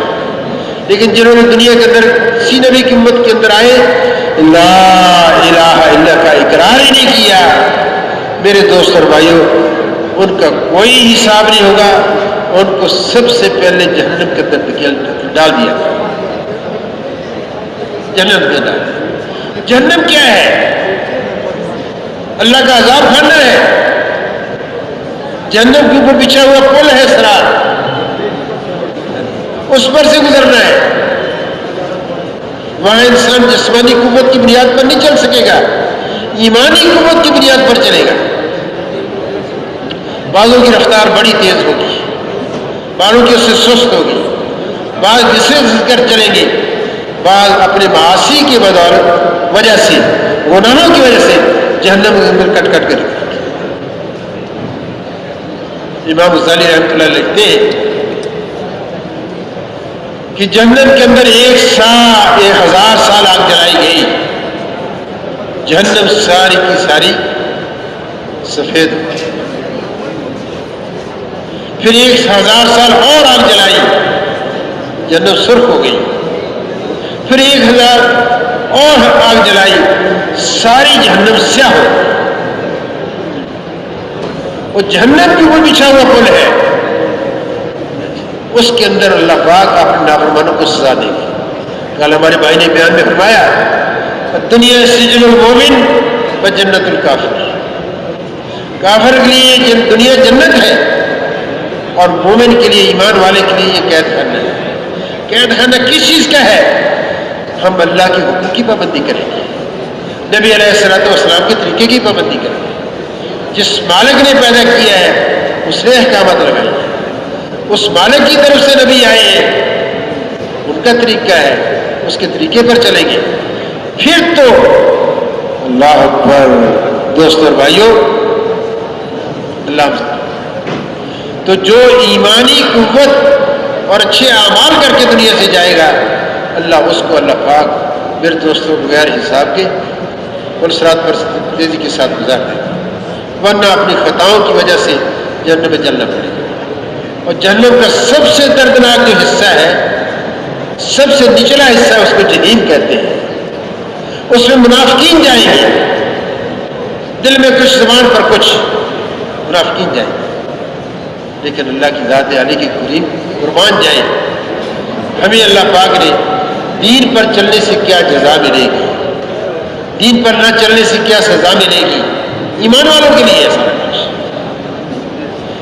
جنہوں نے کلمے کا اقرار نہیں کیا، لا الہ الا اللہ کا اقرار نہیں، انہیں کوئی دین نہیں، ان کے لیے جہنم میں کوئی سزا نہیں، مرتے ہی جہنم میں جائیں گے. جیسے آپ صلی اللہ علیہ وسلم تشریف لے جا رہے ہیں، راستے میں سے آواز آتی، آپ صلی اللہ علیہ وسلم اونٹنی بید کی. عرض کیا یا رسول اللہ، آپ کی اونٹنی کیا ہوا؟ فرمایا یہاں فلاں فلاں قوم کو عذاب ہو رہا ہے، اس عذاب کو جانور سارے سے دیکھتے ہیں، اس قوم کو اس عذاب کی وجہ سے اونٹنی کی. دوستوں بھائیوں، موت حق، قبر کی زندگی حق، جنت حق، دوزخ حق، میزان حق. دوستوں بھائیوں، یہ ہماری منازل ہے، اس میں سے ہم نے گزرنا ہے. اللہ ہم سب کے لیے آسان فرمائے. لیکن بھائیوں دوستوں، ایک تو یہ چیز ہے دین کے بغیر نہ دنیا میں کامیابی، نہ مرنے کے بعد کامیابی. ہمارا اعلان کرنے والا، ہمارا متکلم بھائی یہی بات کرتا ہے، اللہ نے میری اور آپ کی، دنیا بھر کے سارے انسانوں کی کامیابی دین پر عمل کرنے میں چلی رکھی ہے.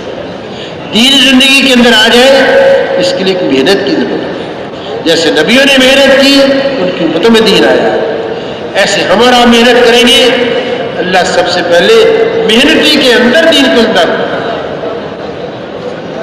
تو میرے دوستوں، ہماری ذمہ داری دین پر عمل کرنا بھی ہے، اور حضور صلی اللہ علیہ وسلم کے خاتم النبی ہونے کے صدقے سے ہر مسلمان کی زندگی کا اصل مقصد ہے. میرے بھائیوں، ایک درد سے بات عرض کر، جو ہمارا مقصد تھا آج ہم اس کو بھول گئے، اور جو ہماری ضرورتیں تھیں اس کو آج ہم نے مقصد بنا لیا. یہ ہمارے مقاصد میں نہیں ہے بڑی بڑی بلڈنگیں بنانا، ضرورت کی چیز ہے. 5 اللہ نے انسان کی شرعی ضرورتیں بنائی ہیں، کھانے پینے کی ضرورت ہے، اور لباس اور مکان کی ضرورت ہے، اور سواری کی ضرورت ہے، اور نکاح کی ضرورت ہے. یہ 5 ہماری شرعی ضرورتیں ہیں یہ 5 ہماری زندگی کے مقاصد میں سے نہیں ہے. ضرورت کا لفظ ضرر سے نکلا ہے. ضرر یا نقصان کس چیز کا ہے؟ اگر مقصد کو پورا کرنے پر ہمیں بھوک اور پیاس تنگ کرتی ہے تو بھی ہم کچھ کما لیں، کچھ پینے کے لیے، کچھ کھانے کے لیے کمائی کرتے ہیں.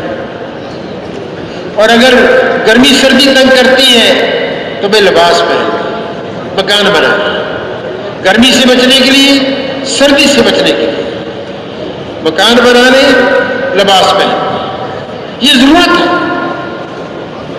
اور اگر میں نقل و حرکت، آمد و رفت، جانے آنے کے لیے اگر سواری ہمارے پاس نہیں ہے، دقت ہے، دشواری ہے، تو سواری کی. نبی علیہ الصلوۃ والسلام اور انبیاء علیہ الصلوۃ والسلام کے زمانے کے اندر ایسی سواریاں نہیں تھیں، ایسی سواری کی نعمتیں نہیں تھیں جیسے آج ہمارے پاس ہیں. ان کے پاس گھوڑے تھے، گدھے تھے، کچر تھے اور اونٹ تھے. یہ سواریاں تھیں، 4 پاؤں والی سواریاں تھیں. نہ ہوائی جہاز تھے اور نہ ریل کاریں تھیں، نہ کاریں تھیں، نہ موٹر سائیکلیں تھیں، نہ سائیکلیں تھیں. تو سواری ضرورت کی چیز ہے.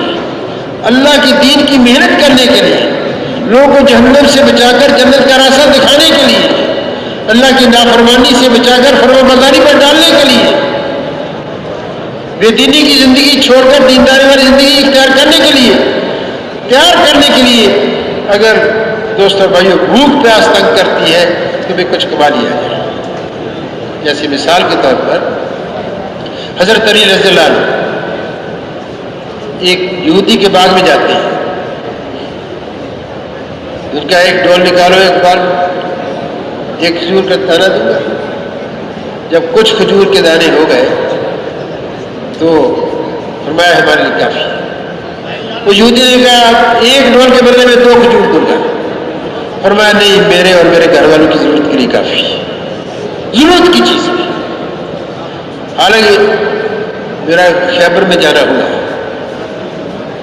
جہاں غزوہ خیبر ہوا، جو قلعہ مسمار ہو چکا، اس کا دروازہ پڑا ہوا تھا، بہت بڑا دروازہ تھا اس کا. حضرت علی رضی اللہ عنہ اکیلے نے اٹھا لیا. جو بڑی جماعت نہیں اٹھا سکتی تھی وہ اکیلے اٹھا. جو جسمانی اتنی قوت کے حامل تھے کیا وہ کمائی نہیں کر سکتے تھے؟ لیکن دوستو ان کی صلاحیتیں انسانوں کو جہنم سے بچانے پہ لگ رہی تھی، اللہ کی دین پر عمل کرنے کے لیے تیار کرنے میں لگ رہی تھی. ہماری ضرورت کے لیے کافی. میرے دوستوں بھائیوں، آج جو ہماری ضرورتیں تھیں یہ ہماری زندگی کے مقاصد بن گئے، اور جو مقصد تھا آج ہم سرے سے بھول گئے. تو میرے بھائیوں، ہم اس لیے جمع ہوئے ہیں، ہم اپنے طرز زندگی پر نظر ثانی کریں. اگر اسی طور پر چل گئے، دنیا سے چلے گئے، دین کی محنت کی ذمہ داری جو اللہ نے حضور صلی اللہ علیہ وسلم کے خاتم النبی جی انہوں نے کے ناطے ہمارے اوپر ڈالی ہے، اس ذمہ داری کو پورا نہ کر کے گئے، اس آپ میں حقیقی کے سامنے کیا جواب دیں گے؟ کیا مطلب؟ یہ جو قرآن پاک میں آتا ہے، انبیاء علیہ السلام سے پوچھا جائے گا، ڈرانے والوں سے، بشارتیں دینے والوں سے پوچھا جائے گا، اس کا کیا حق ادا کیا؟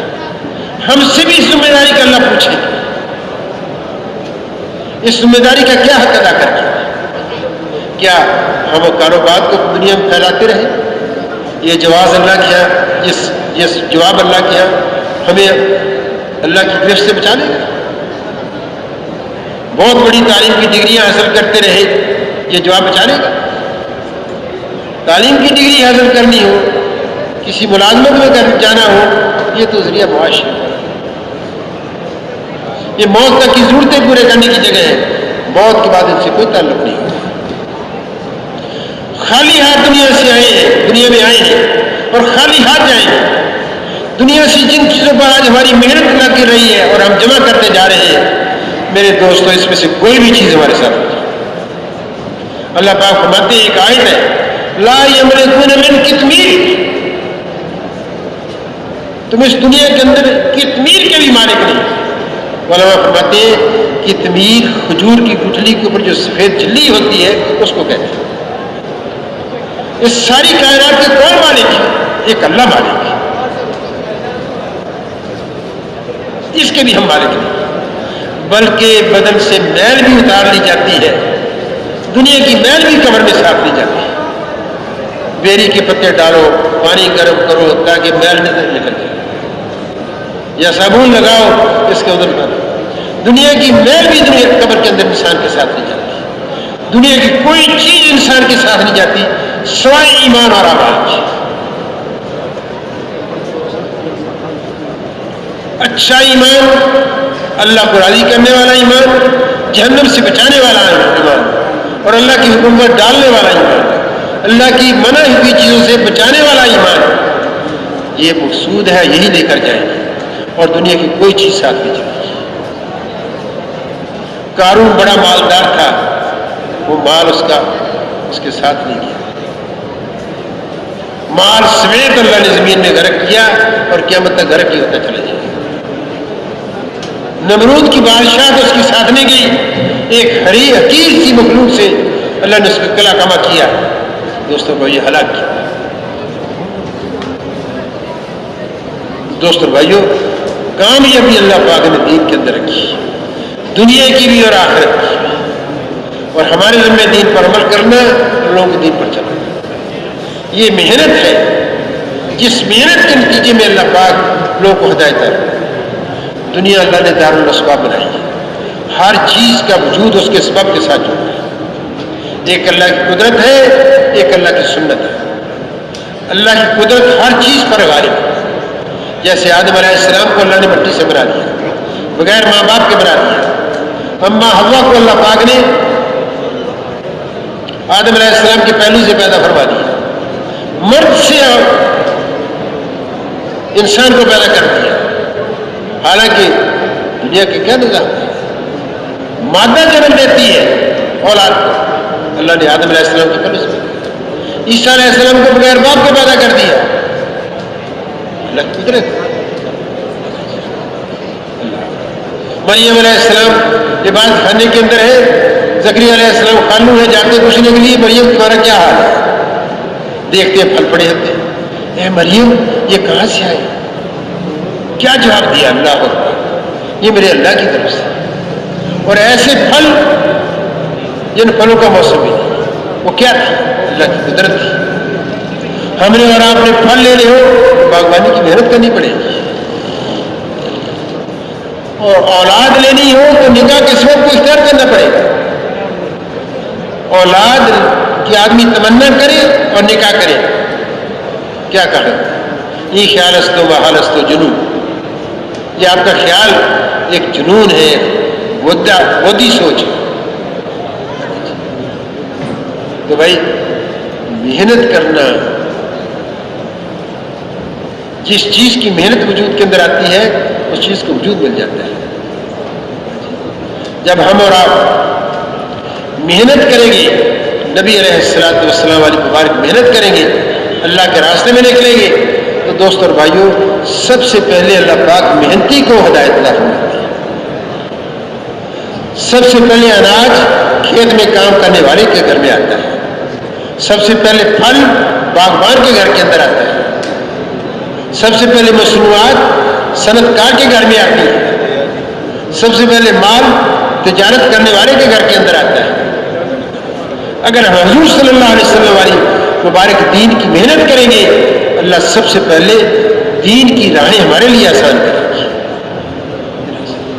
تو میں اس محنت کے لیے اللہ پاک نے ہمیں راغب کیا، اور اس محنت پر کرنے پر، دین پر چلنے پر اللہ پاک نے دین پر چلنے والوں کے لیے ایسی نعمتیں عطا فرما رکھی ہیں جس کا دنیا میں تصور نہیں کیا جا سکتا. اور دین پر چلنے والوں کے لیے اللہ نے سزائیں رکھی. دین دنیا اور آخرت کی کامیابی کا ضامن ہے. دین پر چلیں گے، اللہ پاک کے ہاں سے انعامات کی بارش ہوگی، قبر جنت کا باغ بنے گی، میدان محشر میں ذلت اور رسوائی سے بچیں گے، پل صراط پر سے اللہ عافیت کے ساتھ گزاریں گے. اور اللہ پاک بغیر حساب کو جنت میں داخل کریں گے. دین پر چلیں گے اللہ دنیا میں فائدہ دیں گے، مرنے کے بعد ہی فائدہ. دین پر نہیں چلیں گے دنیا میں مصیبت، انتشار اور فساد، خلفشار، چھینا چھپتی، نا اتفاقی، بے برکتی، دین پر نہ چلنے کی وجہ سے. اور دوستو بھائیوں، اور مرنے کے بعد یہ مصیبت ہی مصیبت. حضرت عمر رضی اللہ عنہ دمشق تشریف لے گئے. وہاں جب دیکھا کہ ایک راہب ہے، عیسائی راہب، اور اللہ مجاہدے کر کے اتنا پیٹ دس کے اندر کہ ہڈیاں پسلیاں نظر آ رہی تھی. دیکھتے ہی کہا یہ اصلہ نارن کھا دیا. دنیا میں مصیبت، مرنے کے بعد بھی مصیبت. تو میرے دوستوں بھائیوں، اللہ نے ہمیں ایک محنت دی ہے، نبی علیہ السلام والی محنت دی ہے. اس محنت کو کرنا میری دوستوں ہماری اصل ذمہ داری ہے. یہ تبلیغی جماعت نے لگائی، کراچی مدنی مسجد والوں، مکی مسجد والوں نے لگائی، یہ اللہ نے ذمہ داری لگائی. ہر مسلمان کی زندگی کا اصل مقصد اللہ کے دین پر چلنا، اللہ کے دین پر لوگوں کو چلنے کے لیے تیار کرنا. نبی کوئی نہیں آئے گا، امت مسلمہ کا ہر فرد اس محنت کی کرنے کا ضرورت ہے. اس محنت کو، جس محنت کو جناب رسول اللہ صلی اللہ علیہ وسلم ساری نبوت ملنے سے بات کی لے کر زندگی کر کے گئے ہو، اس محنت کو ہم نے نہیں سیکھا. دنیا کی ساری اس محنتیں سیکھی. اللہ دھاگے سے کیسے فائدہ اٹھایا جاتا ہے، لوہے سے کیسے فائدہ اٹھایا جاتا ہے، پیتل سے کیسے فائدہ اٹھایا جاتا ہے، چاندی سے کیسے فائدہ اٹھایا جاتا ہے، پانی سے کیسے فائدہ اٹھایا جاتا ہے، یہ سارا سیکھا. حضور صلی اللہ علیہ وسلم والی مبارک محنت جس پہ دنیا اور آخرت کی اللہ نے کامیابی رکھی ہے، اس دین کی محنت کو ہم نے نہیں سیکھا. جس محنت کے وجود میں آنے سے دوستو دین اللہ پاک دنیا کے اندر عام کرتے ہیں، اللہ دلوں کے اندر نور ہدایت ڈالتے ہیں، اس دین کی محنت کا محنت کی. ہر محنت کا اپنا اسلوب ہے. جیسے کھیتی باڑی کا ایک اسلوب ہے، ہل چلایا جاتا ہے، پانی کو زمین کو ہموار کیا جاتا ہے، پانی لگایا جاتا ہے اور پھر نرم کیا جاتا ہے. ایک عام آدمی جس کو کھیتی باڑی کے نظام سے واقفیت نہیں ہے اور کسی کسان کو ہل چلاتے دیکھے یا ٹریکٹر چلاتے دیکھے، پانی لگاتے دیکھے، وہ کہے تو غیر مادی محنت کر رہے ہیں، اس سے تو کوئی نتیجہ برابر نہیں ہو رہا. لیکن جو اس لائن سے واقف ہے وہ یہ سمجھتے ہیں کہ یہ کسان اپنی زمین کے اندر محنت کر رہا ہے تاکہ اس میں زمین کے اندر جب بیج ڈالا جائے اس کے اندر استعداد پیدا ہو جائے اس فصل کو اگانے کی، اس بیج کو اگانے کی. مولانا یوسف رحمۃ اللہ علیہ فرمایا کرتے تھے کہ انبیاء علیہ السلام دنیا کے اندر آ کر انسانوں کے دلوں پر اللہ کی عظمت اور بڑائی کا حل چلایا کرتے تھے. اللہ اتنے بڑے، اللہ بڑے، اللہ اتنی قدرت والے ہیں. اللہ نے گندے قطرے سے بہترین انسان بنایا، گندے قطرے کے میراب سے اللہ نے بہترین انسان بنایا. اللہ کی نعمتوں کو بیان کرتا ہے، اللہ کی قدرتوں کو، اللہ کی صفات کو بیان کرتا ہے، جس سے سنتے سنتے پھر انبیاء علیہ السلام اچھے عمل کے اوپر کیا جزا ملے گی، غلط عمل کی کیا سزا ہے. ایمان کے بول بولنا اللہ بڑے. حاجی صاحب رحمۃ اللہ فرمانے لگے، میں نے ایک نوجوان سے پوچھا تمہارا بھائی بڑا ہے یا تم بڑے؟ اس نوجوان نے کہا اللہ اکبر، بڑائی تو اللہ کی ذات ہے، بڑے تو اللہ ہے، میں اپنے بھائی سے چھوٹا. اپنے بھائی کے بارے میں بھی نہیں کہا کہ میرا بھائی بڑا ہے مجھ سے، نہیں، بڑی اللہ کی ذات ہے، بڑی اللہ کی ذات ہے جس کے ہاتھ میں ہماری زندگی ہے، اسی کے ہاتھ میں ہماری موت ہے، جس کی طرف سے ہم آئے ہیں، جس کی طرف لوٹ کر جانے والے ہیں. تو دوستو بھائیو، اس ذات کا تذکرہ کرنا، اس کی طرف بلانا، گشتیں کر کے بلانا، دعوت دینا، یہ اللہ کو پہچانو، اللہ کی بات. اللہ کو پہچانو، اللہ کی مانو. ہر آدمی کر سکتا نہیں، لیکن کس انداز سے کرنا ہے، کس حکمت کے ساتھ کرنا ہے، کس اسلوب کے ساتھ کرنا ہے، کن آداب کی رعایت کرنی ہے، یہ اللہ کے راستے میں. بہت سارے کام ہم نے سیکھے، تجارت کرنی ہم نے سیکھی، انجینئرنگ کرنی ہم نے سیکھی، طب کے شعبے کو کیسے چلایا جاتا ہے، ایڈوکیسی کے شعبے کو کیسے چلایا جاتا ہے، کھیتی باڑی کے شعبے کو کیسے چلایا جاتا ہے، آج کل کے طرح آئی ٹی کے شعبے کو کیسے چلایا جاتا ہے. سب کچھ سیکھا دوست اور بھائیوں، سب کچھ سیکھا ہم نے. حضور صلی اللہ علیہ وسلم والا کام نہ سیکھا تو کیا سیکھا.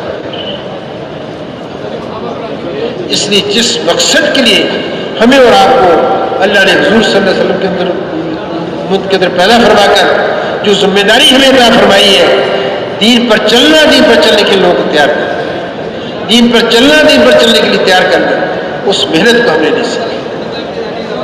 اس محنت کو سیکھنے کے لیے کہا جاتا ہے کہ اللہ کے راستے میں 4 مہینے کے لیے نکلو، ایمان کے بول بول لو، آخرت کے تذکرے کرو، نبیوں کے تذکروں کو بیان کرو، ان کی قوموں کے تذکروں کو بیان کرو، جنت کی نعمتوں کا بھی تذکرہ کرو، اور جہنم کی ہولناکیوں کو بیان کرو، قبر کی حال کو بیان کرو، قبر کے عذاب کو بیان کرو، اور قبر کے اندر اچھا حال ہے اس کو بھی بیان کرو. غائب کے تذکرے، اللہ غائب. جتنا ہم اس کا تذکرہ کریں گے پھر دوست اور بھائیوں، سیکھ کر جب اس محنت کو کریں گے، اللہ اکبر، اس محنت کے کرنے والوں کے ساتھ ہمارا عشر ہوگا، اس محنت کے کرنے والوں کے ساتھ ہمارا عشر. تو بھائی اللہ نے ایک نعمت دی ہے، اس کا فائدہ اٹھائیں. ہدایت تو اللہ اس کو دیں گے جس کے مقدر میں اللہ نے دیا. ہمارے ذمہ صرف محنت کرنا. یہ محنت نبیوں کے ذمہ تھی، حضور صلی اللہ علیہ وسلم کے ذمہ تھی. اس محنت کو صحابہ نے کیا. ہدایت اللہ نے جس کے مقدر میں تھی، اللہ نے ان کو ہدایت دی. ایسے نبی آئیں گے جن کے کوئی بھی امتی نہیں ہوگا، یا 1-2 نبی امتی ہوں گے لیکن کامیاب گئے. ہم محنت کریں گے صحیح اسلوب، صحیح طریقے کے ساتھ. لیکن بھائی جیسے شادی کرتے ہیں، جس کو چاہتے ہیں اللہ بیٹے دیتے ہیں، جس کو چاہتے ہیں اللہ بیٹیاں دیتے ہیں، جس کو چاہتے ہیں اللہ دونوں دیتے ہیں. ساری ازدواجی زندگی گزر جاتی ہے، اولاد ہی نہیں ملتی. تو دینے والے کون؟ آپ صلی اللہ علیہ وسلم سے اللہ نے فرمایا جس کے منہ میں ہے. ہدایت اس کو نہیں ملے گی جس کو آپ چاہیں، ہدایت اس کو ملے گی ہم جس کو چاہیں. اس لیے بھائی ہم محنت کریں گے اور اللہ پاک سے اجر پائیں گے. دنیا سے کیا لے کر جائیں گے؟ ایمان اور دینی زندگی، اچھے اعمال. دنیا میں جائے گا ایمان ہمارے ساتھ جائے گا، اچھے اعمال ہمارے ساتھ جائیں گے. دوست اور بھائیوں، یہ ہمارا سرمایہ آخرت ہے. دنیا سے ہم کوئی مادی چیز ساتھ نہیں کر جائیں. جیسے میں نے کہا کہ میل بھی اتار لی جاتی ہے، وہی ایسے بھی واقعات ہیں. باپ کی لاش گھر میں پڑی ہے اور نہلانے کا موقع آتا ہے، سیر میں نہلاؤ، ان کو گیراج میں جا کر نہلاؤ، جلدی جلدی اٹھا سکو. تو دوست اور بھائیوں، اس محنت کو ہم کریں. 4 مہینے لگا کر اس محنت کو سیکھنا ہے اور پھر مقام پر آ کر اس محنت کو کرنا ہے. اس محنت کی کرنے والوں کو اللہ کیا عطا فرمائے گا؟ اس محنت کی کرنے والوں کو اللہ کیا فضل کرے؟ یہ کہا جاتا ہے کہ بھی ہفتے میں 1 گشت کرو مقامی اور دوسرے گشت کے لیے جاؤ. غور سے سننے کی بات ہے دوستوں. گشت کس چیز کا نام ہے؟ مسجد میں جمع ہوئے اپنے بھائیوں کے پاس جائیں گے، کس جذبے کے ساتھ جائیں گے؟ یا اللہ تو مجھے بھی دین پر چلنے کی توفیق عطا فرما. جن کے پاس جا رہے ہیں ان کے دلوں کو بھی نرم فرما، ان کو بھی دین پر چلنے والا بنا. اے اللہ ان کو بھی جنت میں جانے والا بنا. اے اللہ تو ہمیں بھی جنت میں جانا. اس خیر خواہی کے جذبے کے ساتھ جب جائیں گے، دعا کر کے جائیں گے، تو بھی دوستوں بھائیوں، جو حضور صلی اللہ علیہ وسلم مکہ کے اندر اس جذبے کے ساتھ گھر گھر جا کر دعوت دیتے تھے، اس کی نسبت ملے گی یا نہیں ملے گی؟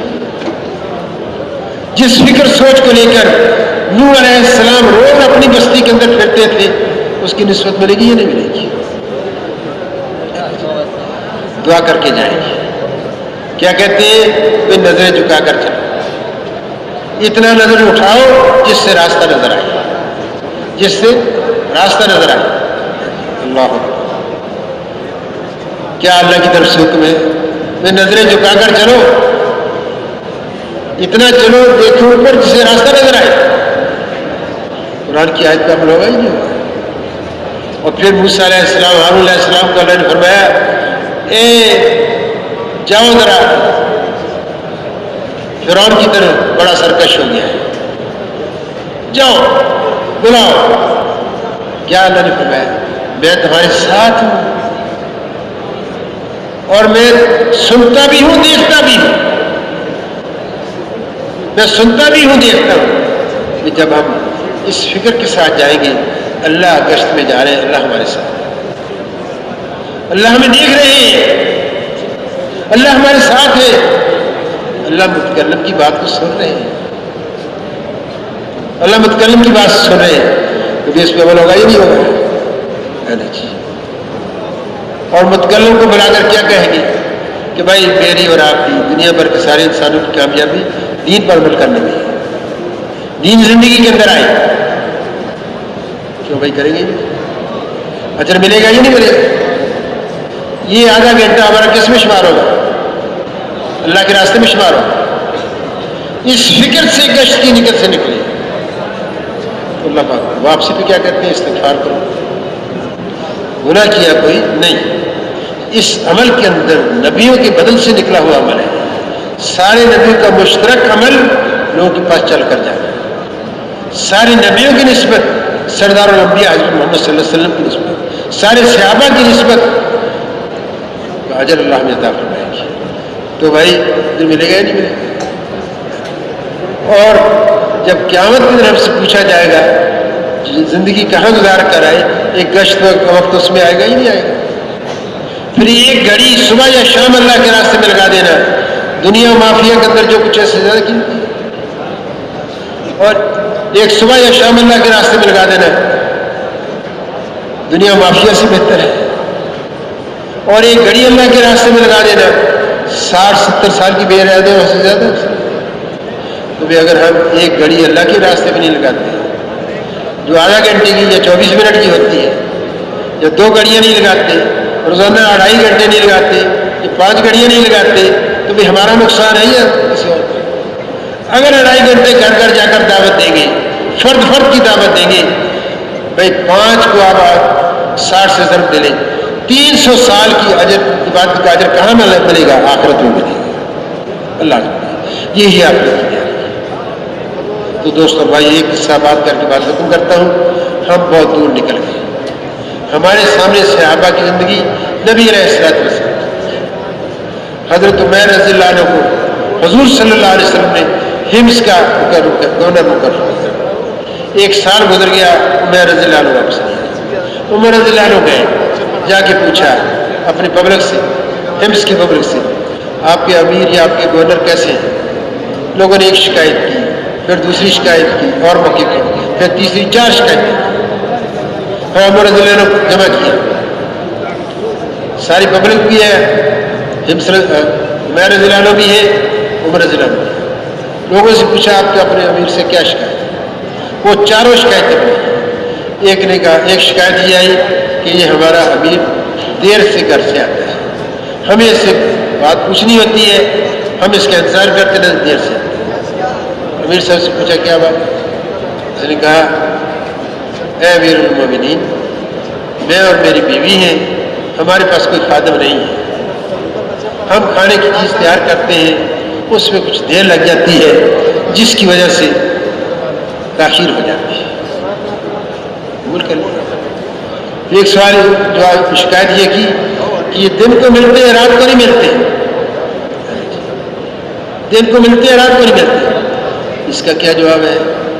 اور میں نے دن ان کے لیے رکھا ہے اور رات اللہ کے لیے رکھی. رات کو اللہ کے سامنے جو دن کو کیا ہوتا ہے وہ بھی اور دعائیں بھی سر، اس لیے میں رات کو ان کی بات نہیں. پھر وہ کہا کہ مہینے میں ایک چھٹی کرتے ہیں، اس کا کیا جواب ہے؟ فرمایا میرے پاس ایک ہی جوڑا ہے اور بہت موٹے کپڑے کا ہے، میں مہینے میں ایک دفعہ اس کو دھوتا ہوں، اور جب دھوتا ہوں تو خشک کرتا ہوں سخت ہو جاتا ہے، پھر رگڑ اور اس کو نرم کرتا ہوں اور پھر پہننے کے قابل بناتا ہوں، اس لیے مجھے ایک دن مہینے میں لگتا ہے میرے بھائی اور دوستوں۔ اور چوتھا سوال جو انہوں نے کیا، ان کو بیٹھے بیٹھے غشی پڑ جاتی ہے۔ اس کا انہوں نے جو جواب دیا وہ یہ تھا کہ وہ زمانہ مجھے یاد ہے جب ایک صحابی رضی اللہ عنہ کو مکہ مکرمہ کے اندر زخمی کیا جاتا تھا، ان کو سزا دی جاتی تھی اس مسلمان کیوں ہو گئے، میں اس کی کوئی مدد نہیں کر سکتا، جب منظر سامنے آتا ہے تو مجھے غشی پڑ جاتی ہے، حالانکہ وہ سب مسلمان بھی نہیں تھے۔